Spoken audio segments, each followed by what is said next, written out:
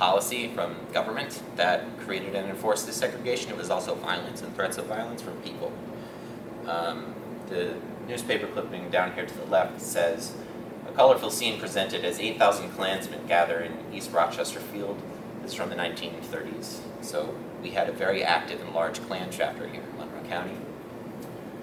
And then the story on the right from 1957 describes a black couple, James and Alice Young, who attempted to buy a house on Millbank Street in the 19th Ward. They were finally able to get the home through a straw man deal with a white friend of theirs who bought the home and then transferred the deed to them.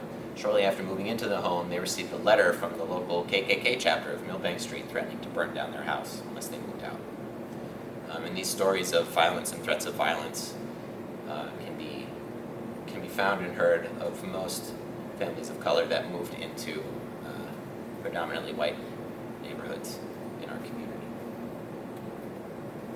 So another common practice at the time was something called contract leases, where African American families were offered to buy their home, but only on contract and through a contract lease, meaning that the seller would keep the deed of the home until the contract was paid in full.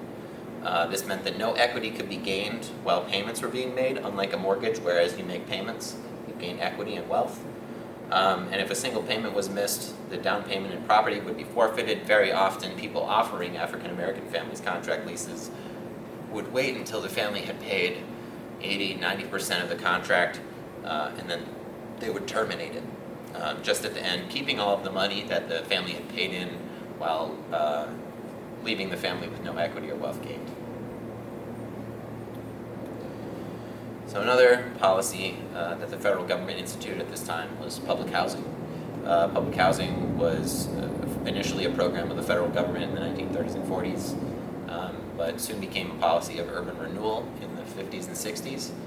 And it was a very well-intended program trying to provide housing for low-income people in cities all across America, but the way that it was implemented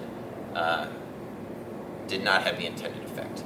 The case of Hanover houses built in 1952 as part of an urban renewal grant from the federal government was built on top of a community of people right in the Baden-Ormond area of the city of Rochester, and it actually decreased the number of housing units available to the people in that neighborhood by a significant amount, and ended up as an underfunded project that people were forced to move into, and underfunded and undermaintained. As Mrs. Loma Allen described in an interview in 2008, she was a resident of the Hanover Housing Project, where she said people had slumlords who were not taking care of the houses. The only public housing in the entire city was right next to the Baden Street settlement. 7 buildings, 7 stories tall, on 7 acres of ground, and it was a mess because it was overcrowded and so forth. After the housing was built, it was originally designed for about 150 units. The managers of the housing complex actually divided those units and increased the number of people living in, increased the number of housing units in the buildings to over 350, creating very, very small apartments for people to live in that they did not maintain.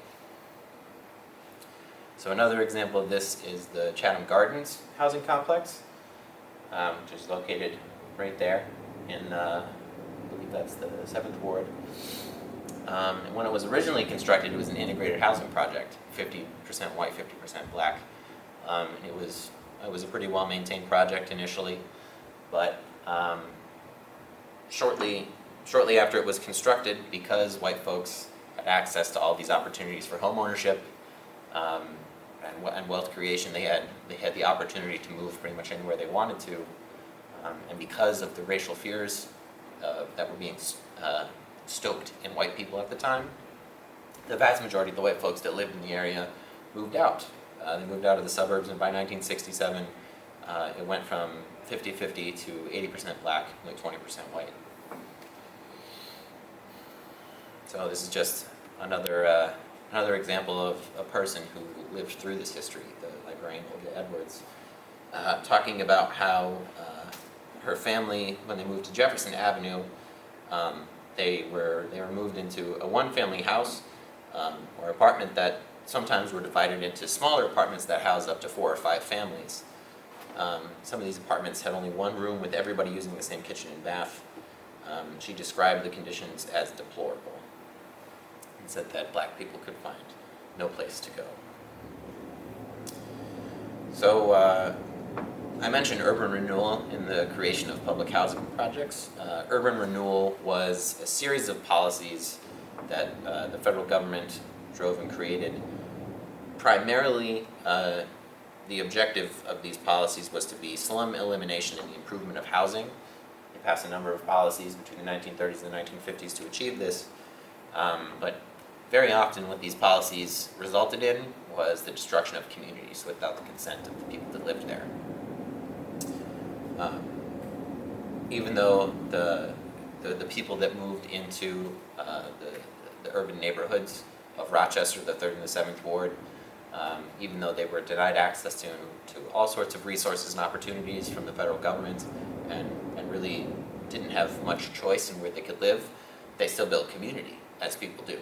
And through urban renewal plans and grants like the one in the Baden-Ormond area from the 1950s and 60s, the federal government paid for the destruction of community without the consent of the people that lived in those communities.